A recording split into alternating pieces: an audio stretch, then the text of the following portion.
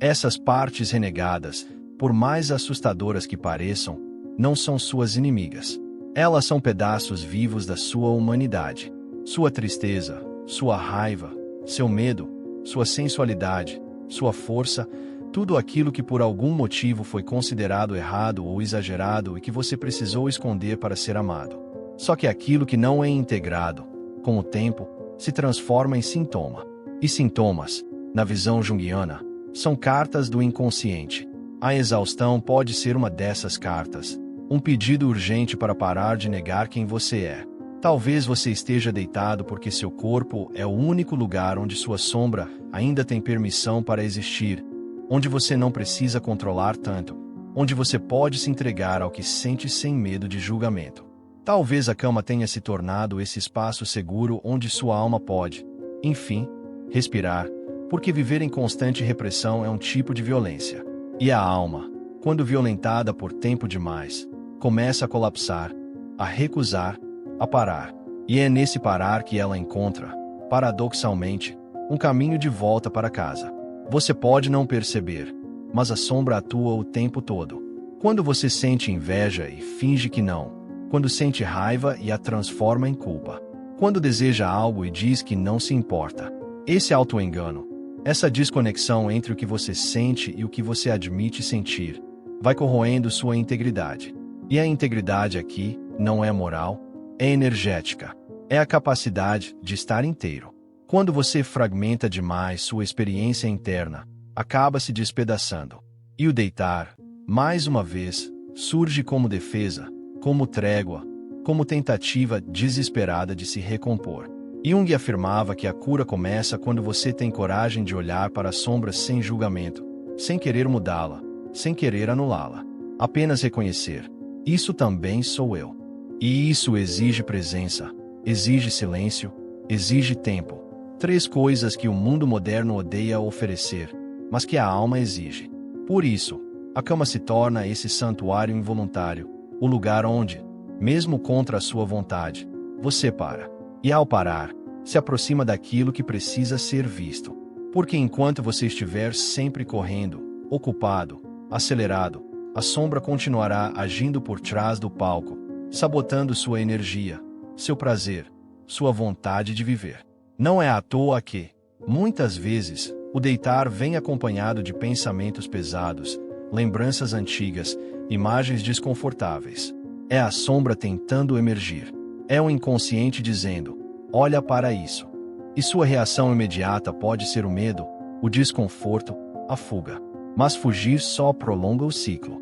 Quanto mais você empurra para depois, mais o corpo insiste em parar, porque ele sabe que é ali, naquele mergulho sombrio, que está a chave da sua libertação.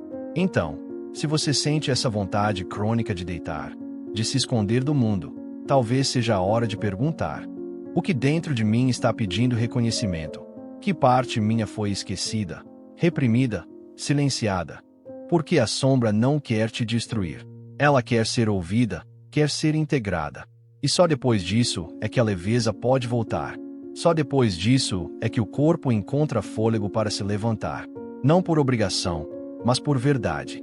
O descanso verdadeiro só acontece quando você está inteiro, quando não precisa mais gastar energia escondendo pedaços de si, quando pode existir com tudo o que sente, sem precisar justificar. Enquanto isso não acontece, o corpo continuará pedindo pausa, a mente continuará pedindo silêncio e você continuará se sentindo puxado para a cama. Não por fraqueza, mas por um amor inconsciente que te quer mais inteiro, mais presente, mais real. Motivo 3. A voz do juiz interno, a ferida do pai. O terceiro motivo é talvez um dos mais enraizados e silenciosos, a ferida do pai. Quando falamos em figura paterna, não nos referimos apenas ao homem biológico que esteve presente ou ausente na sua vida, mas ao arquétipo da autoridade, da cobrança, do valor, da expectativa. Jung entendia o pai como um dos primeiros espelhos de mundo que temos, um modelo que molda nossa percepção de merecimento, esforço, disciplina e identidade. E quando essa figura, por ação ou omissão, nos transmite a ideia de que nunca somos bons o bastante, algo dentro de nós se contrai, se fecha, se cansa. Talvez você tenha ouvido frases como: você precisa ser forte, levanta e vai fazer algo de útil. Homem não chora, a vida não dá mole para ninguém. Frases que, embora muitas vezes ditas com a intenção de preparar para a vida, plantaram a semente de uma autocrítica feroz. E essa voz do pai, que deveria guiar, proteger, inspirar, se transforma em um juiz interno implacável, um eco que continua ressoando na sua mente adulta sempre que você pensa em descansar, em dizer não, em simplesmente existir sem produzir. É essa voz que sussurra: você não tem direito de parar. E quando você para, sente culpa. A culpa por estar deitado não vem só da sociedade. Ela vem dessa marca profunda deixada pela ferida do pai. Uma parte sua acredita que descansar é fraqueza, que só merece repouso quem já entregou tudo, quem já venceu, quem já provou seu valor. E como você nunca sente que chegou lá, nunca sente que já fez o suficiente, deitar vira sinônimo de derrota. Você não relaxa, você se rende. E essa rendição carrega um peso enorme, um sentimento de falha, de vergonha, de inadequação. Mas o mais doloroso é que esse conflito acontece dentro de você mesmo, porque há uma parte sua, a mais sensível, a mais verdadeira, que está implorando por cuidado, por pausa, por escuta. E outra parte, moldada pela figura paterna ferida, que diz que isso é inadmissível, que vulnerabilidade é inadmissível, que cansaço é inadmissível. E esse embate interno te esgota mais do que qualquer tarefa externa. É uma guerra invisível que consome sua energia vital. E você vai perdendo o desejo, vai se retraindo, vai apagando o brilho, até que tudo que resta é a vontade de não levantar. A cama, nesse contexto, vira o único espaço onde você não precisa provar nada, onde o pai não cobra, o chefe não exige, o mundo não observa. Mas mesmo ali, a culpa aparece. E essa culpa não é racional, ela é ancestral. É o peso de séculos de masculinidade distorcida, de exigência sem ternura, de produtividade sem afeto. Você foi ensinado a se medir pelo que entrega, não pelo que sente, a se valorizar pelo que faz, não por quem é. E esse ensinamento virou cárcere, um cárcere interno que só permite descanso quando o corpo já não aguenta mais. Quantas vezes você já tentou descansar, mesmo deitado, sentiu o peito apertado, como se estivesse traindo alguém, como se houvesse algo muito errado em simplesmente estar? Isso não é seu, isso foi herdado, isso foi introjetado, isso é o pai ferido falando através de você. E a cura não está em rejeitar esse pai, mas em reconhecer que ele também foi ferido, que ele também não aprendeu a descansar, que ele também foi ensinado a se calar, a se endurecer, a seguir sem olhar para dentro. E agora você tem a chance de quebrar esse ciclo. Quando você se permite descansar sem culpa, quando honra sua exaustão como sinal de vida e não de falha, você começa a curar essa ferida, começa a construir dentro de si uma nova figura paterna. Não há que exige, mas há que acolhe. Não há que mede seu valor por produtividade, mas há que reconhece sua existência como suficiente. Isso é trabalho espiritual. Isso é individuação. É o que Jung chamava de integrar o arquétipo do pai dentro de si, não mais como tirano, mas como guia compassivo. É preciso olhar para esse motivo com muita ternura, porque ele toca em uma dor antiga, uma dor que atravessa gerações, que moldou a forma como você se vê no mundo e que agora te impede de levantar. Porque levantar para essa parte sua significa voltar a se machucar, voltar a ser cobrado, voltar a ouvir que nunca é o bastante. Então, antes de se forçar a levantar, abrace essa parte, sente com ela. Ouça o que ela tem a dizer, porque talvez ela só precise disso. Escuta, respeito, amor. Deitar não é o problema. O problema é a culpa que você carrega quando faz isso. A culpa é o veneno, a pausa, o remédio. E se hoje seu corpo está pedindo por esse remédio, é porque ele cansou da tirania do autoabandono. Ele cansou de se curvar a uma figura interna que nunca está satisfeita. E talvez, só talvez, a única forma de começar a se levantar com verdade seja primeiro deitar com dignidade, com respeito por tudo que você já sustentou, mesmo sem ninguém ver. Motivo 4. A bússola quebrou. a falta de sentido existencial. Chegamos ao quarto motivo, talvez o mais silencioso e angustiante de todos: a falta de sentido existencial. Não estamos falando aqui de metas, objetivos ou planos de carreira. Estamos falando daquele sentido mais profundo, mais íntimo, quase invisível. Aquele que faz você abrir os olhos de manhã e sentir que vale a pena viver. Quando esse sentido desaparece, quando tudo o que você faz parece desconectado da sua alma, o corpo para, a mente paralisa, a vontade evapora e o gesto mais simples, como levantar da cama, se transforma num esforço quase impossível. Você pode até estar cercado de tarefas, responsabilidades e pessoas. Pode ter uma rotina cheia, uma agenda lotada, compromissos constantes, mas nada disso vibra, nada disso aquece. É como se tudo tivesse perdido a cor, o gosto, o cheiro. E você tenta se convencer de que é só uma fase, tenta seguir, tenta reagir, mas dentro de você algo está em colapso. Algo está dizendo em silêncio: isso não me representa mais.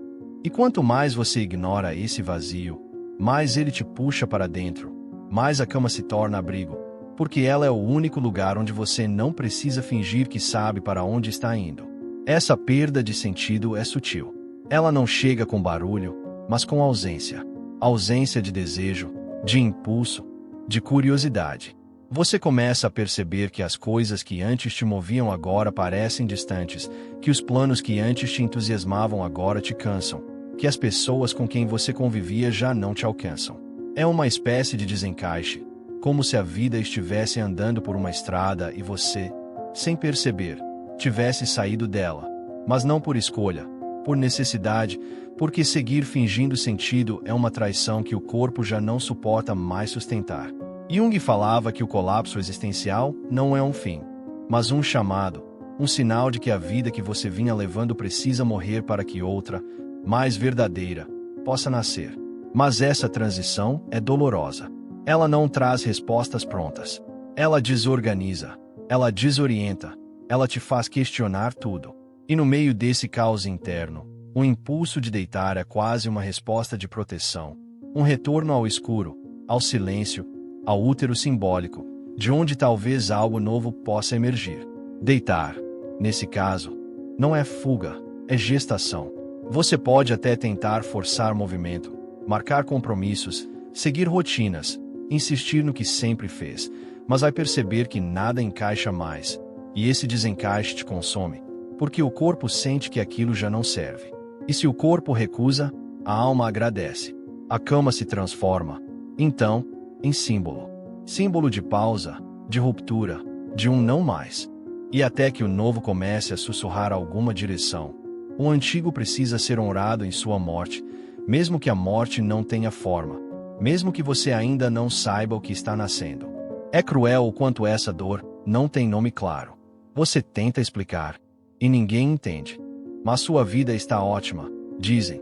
Mas quem olha de fora vê estrutura, não vê a alma. Não vê o silêncio que te consome, não vê a ausência de brilho no olhar.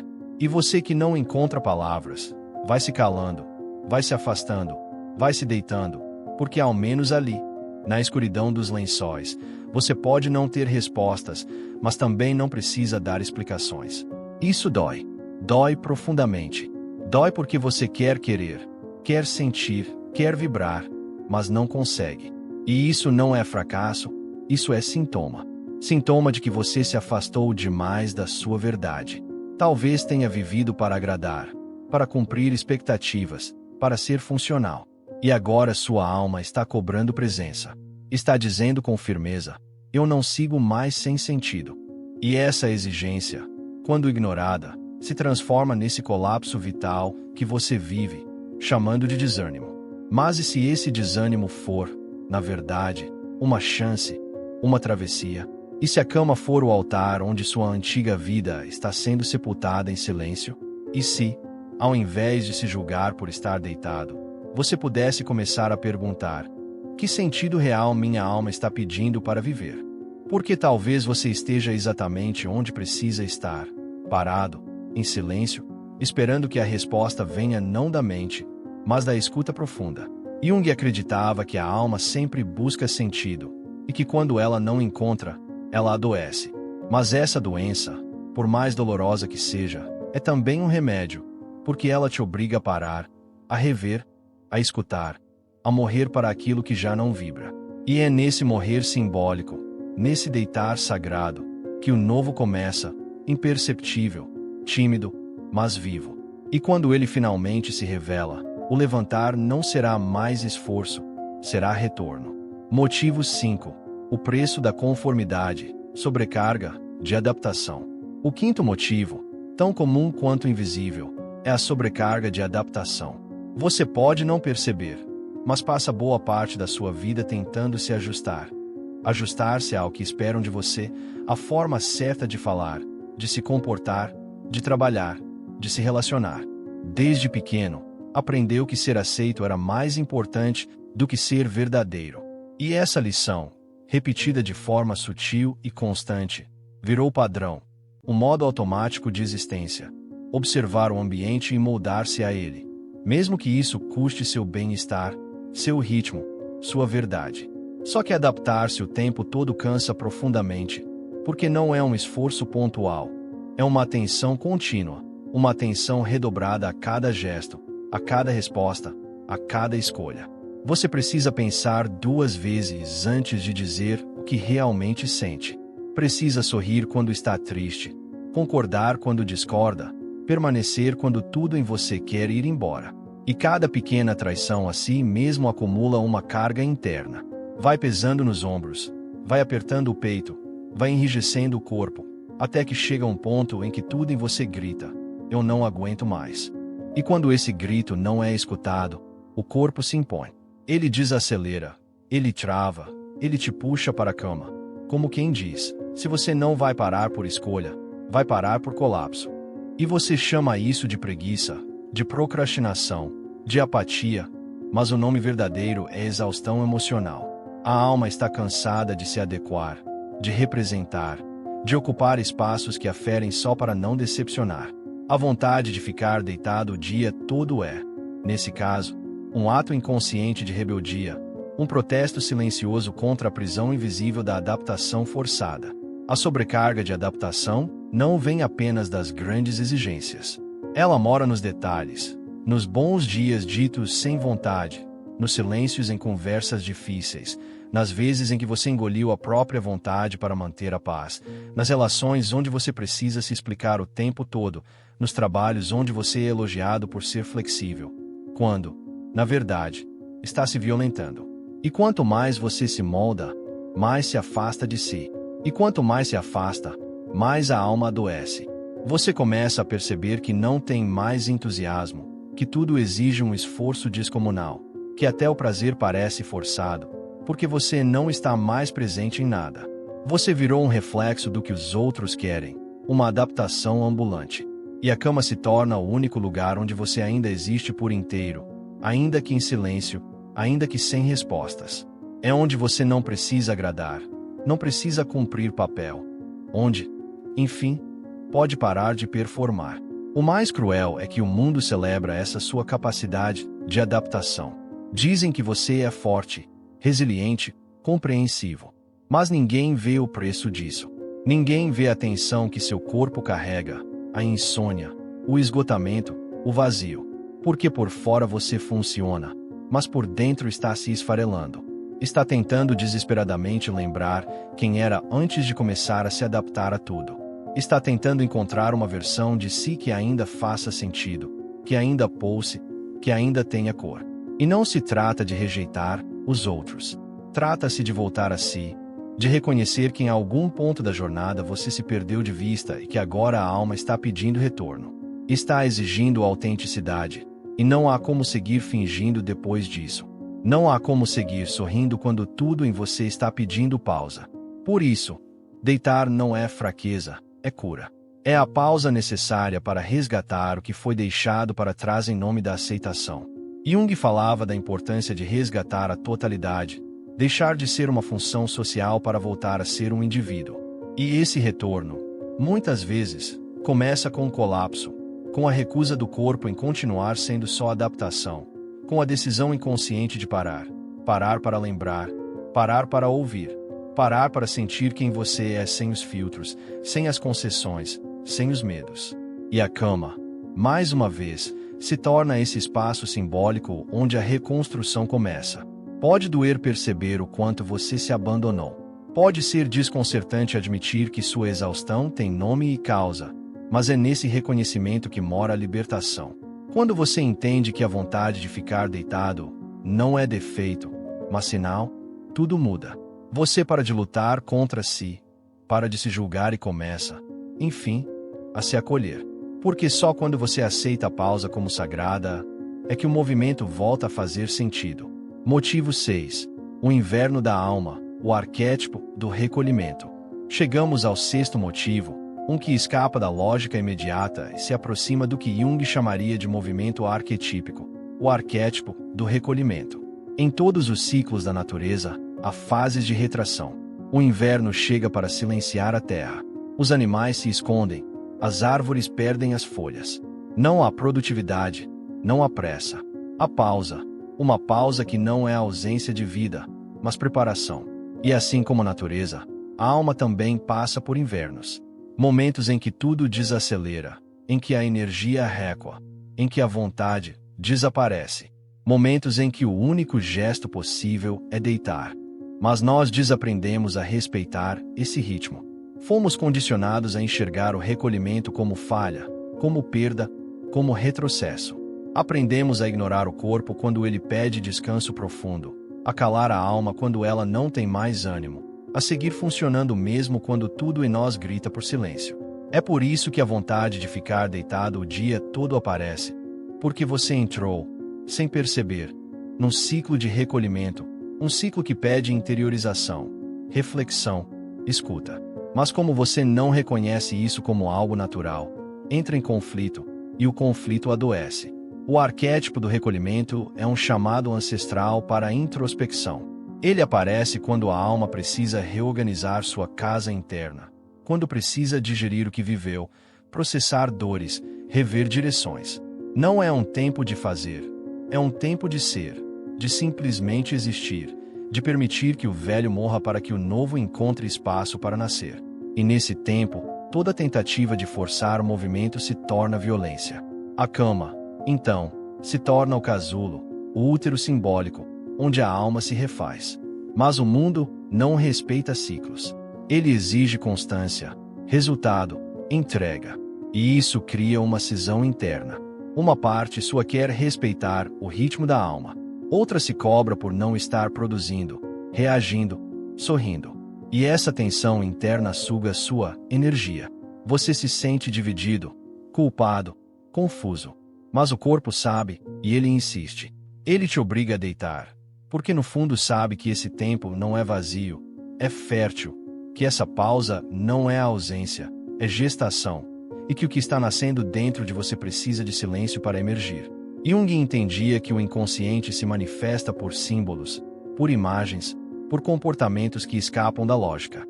E o recolhimento é um desses símbolos. Ele não tem explicação imediata, mas tem profundidade. Ele é um convite à travessia interior, a olhar para dentro, sem pressa, sem mapa. E isso assusta, porque não fomos ensinados a confiar na pausa. Mas ela é sagrada.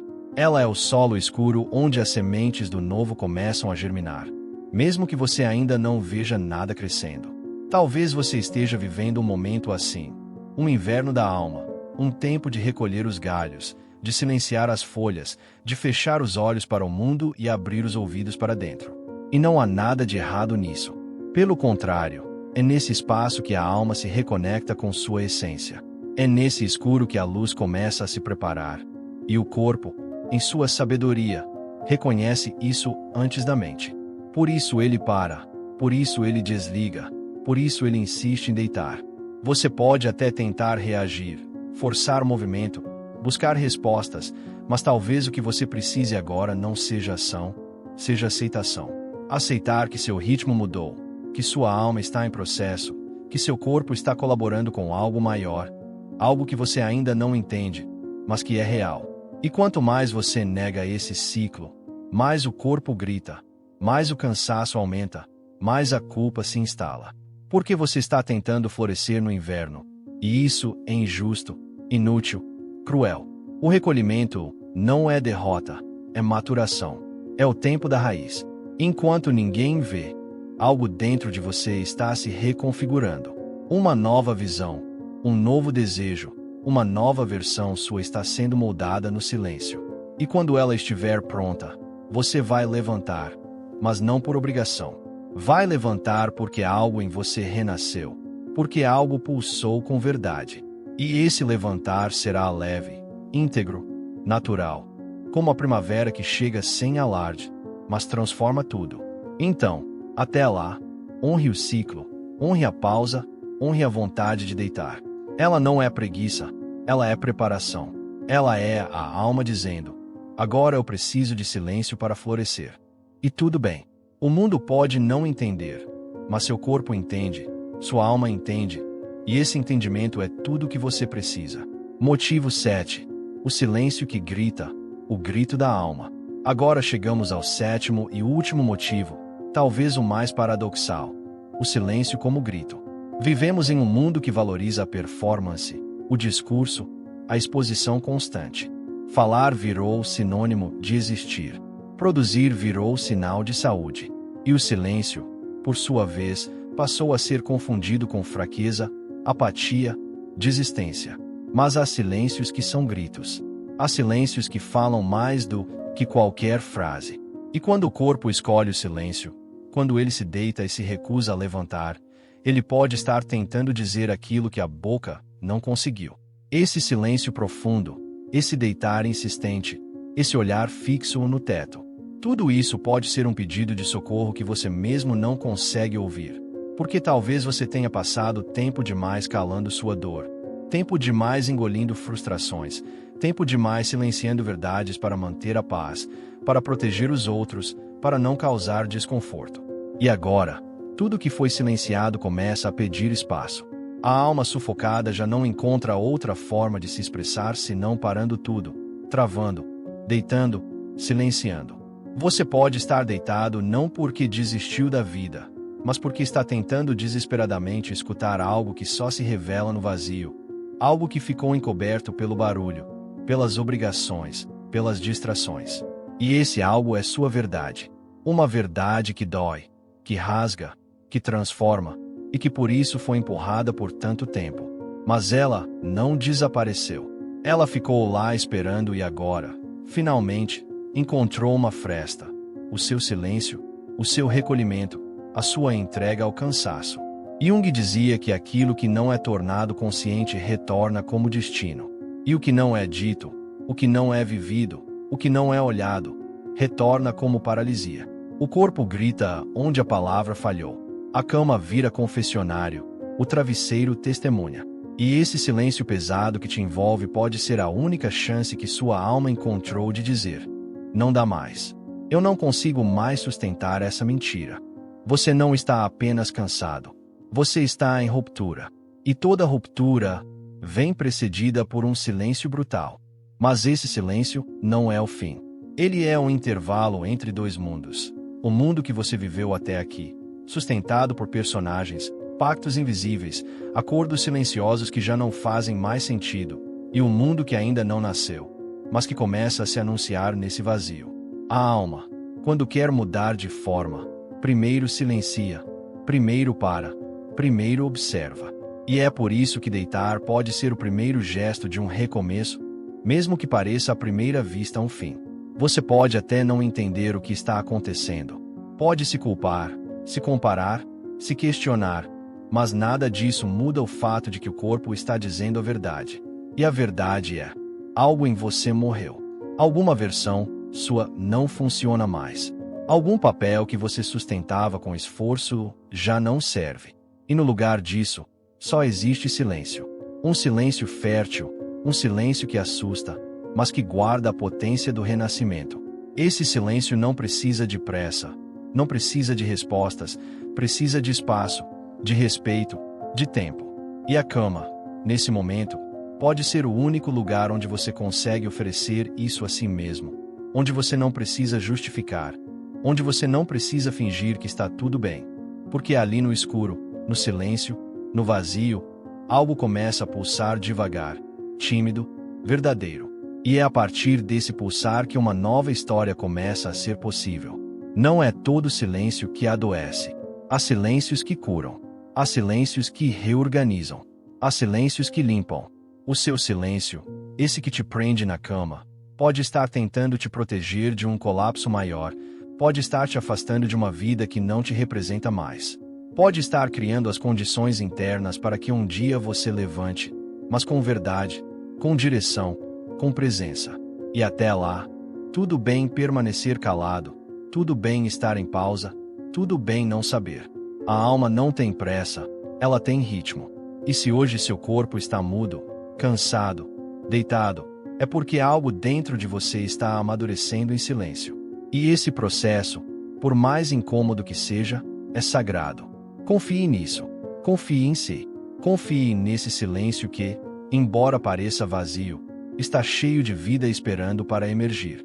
Quando for a hora, você saberá. O corpo saberá, a alma saberá, e o levantar virá, não como obrigação, mas como renascimento. O caminho de volta. Talvez agora você consiga olhar para sua vontade de ficar deitado o dia todo com outros olhos. Não como uma falha, não como fraqueza, mas como linguagem. Uma linguagem que o corpo e a alma encontraram para dizer aquilo que sua mente ainda não sabia traduzir. Porque cada um desses 7 motivos, o cansaço da persona, a sombra reprimida, a ferida do pai, a falta de sentido, a sobrecarga de adaptação, o recolhimento arquetípico e o silêncio como grito, são convites. Convites para olhar para dentro, para parar de fugir, para escutar, enfim, aquilo que está em você pedindo verdade.